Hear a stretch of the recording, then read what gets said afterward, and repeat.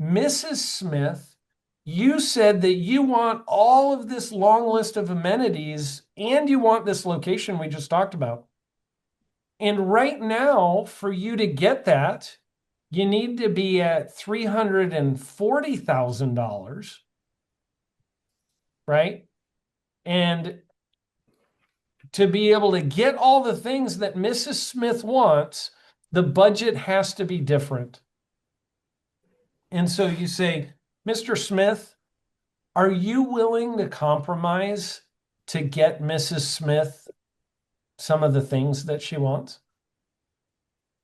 So you just ask him, are you willing to compromise to help get her the things she wants? And I try to make this fun and playful with them. And I kind of go, Mr. Smith, would you turn and look at her for a minute? That's the face of the woman that you married right there. You see that ring on her finger right there? At some point, you said, till death do us part. So I just want to ask you,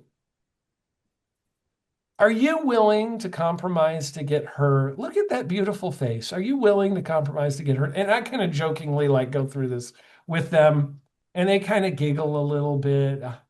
I don't, yeah, probably, and you're like getting him to look at her and say, no, honey, I'm going to hold a hard and fast budget, and you need to give up everything because I'm not giving up anything. You're kind of putting them in the position because I'm about to flip this in a second back to her and go, Mrs. Smith, I know that you want all of these things. I know you want the elevation C, and I know you want the 4 bedroom and more square footage, and you want the finished basement and the upgraded cabinets and countertops and flooring, and you want all the stuff. And it's got to be in the Fall Creek neighborhood in Rogersville. But the budget would need to be quite a bit higher. And Mr. Smith said, we really need to keep it in this budget. Is there anything on this list that you would be willing to compromise on? What did I just ask her? I kind of asked her, are you unwilling to compromise? Or is there something you're willing to compromise on? And she's going to be like, well, you know, and maybe she has a hard time figuring out what she will compromise on. So here's what you do. Are you ready? This is the secret move that nobody gets. Ask them to rank in numerical order what they want most to least. She's got this whole list of amenities, or maybe he does, whoever does.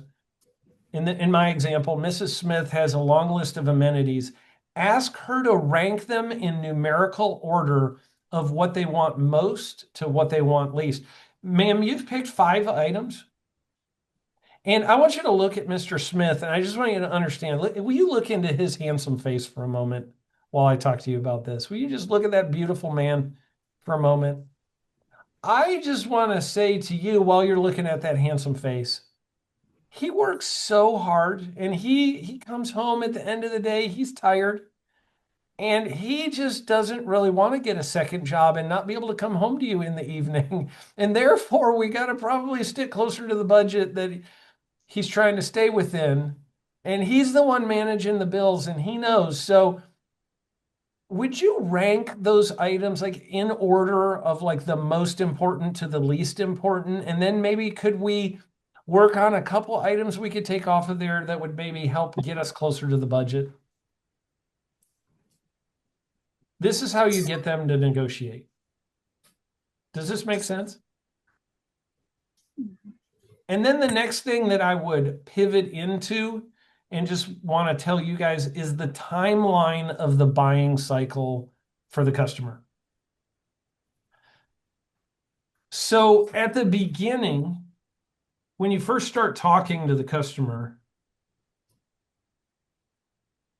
I would say this. When you first meet with them, you need to ask them their experience level with the shopping process. And how do I ask this? Here's the words.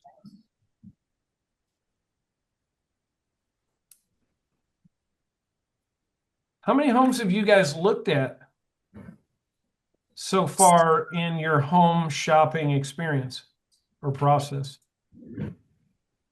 How many homes have you guys looked at in your home shopping process so far? And is this the first home, or have you looked at a lot of them? And they're like, no, this is the first one. I always clarify, first one today or first one? Well, no, the first one this weekend. Oh, okay. So you guys have been looking. How long have you guys been looking for a home? Oh my gosh, we've actually been looking for like 6 months. Okay. Very experienced with the shopping process. Or you get the opposite. I've literally had people come in and they go, today is actually the first day. You are the first home we've looked at. We just started. Okay. What do you think is the major difference between these two potential leads? They're serious or they're not. I think both can be serious. Well, if they've been Um, looking for a year, they're clearly something is. they're doing it wrong if they've been Yeah. looking for a year, right? But like, okay, so let's say first one, or they've been looking for 2 months. Let's go that route instead of 6 months. What do you think the difference is between those two buyers?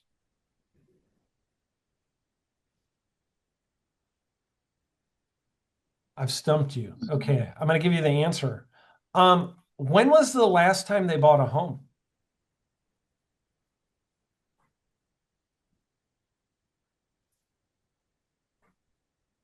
On average, was 5 years ago. According to the National Association of Realtors, people move every 5 years.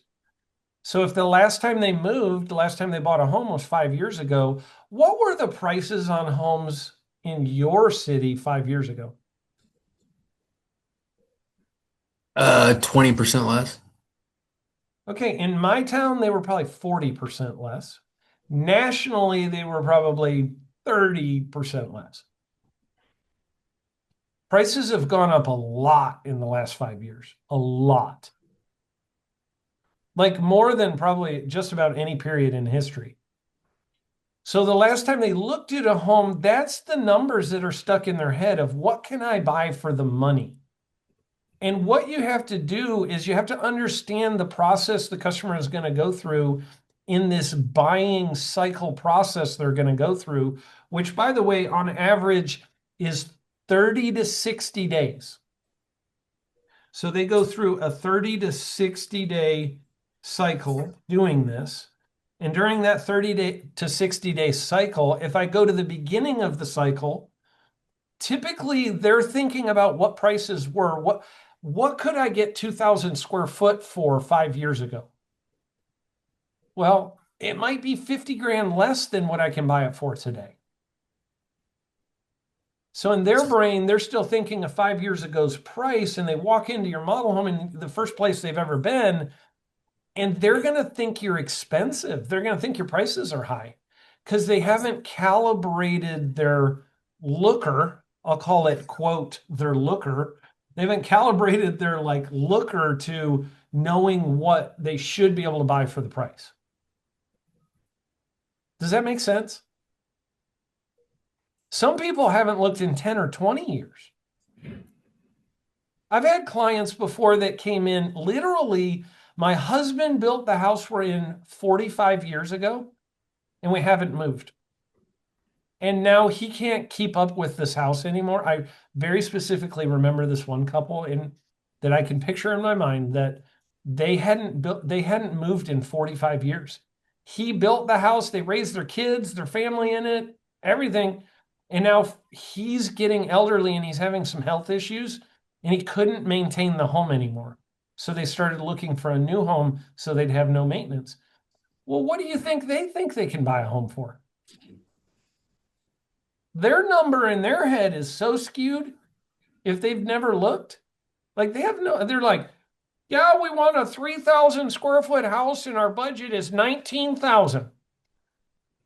You remember, do you guys ever have your parents or grandparents tell you about what they used to be able to buy homes for? Oh yeah, every day. Like, yeah, it's like a number where you're like, seriously? Like, I think my dad told me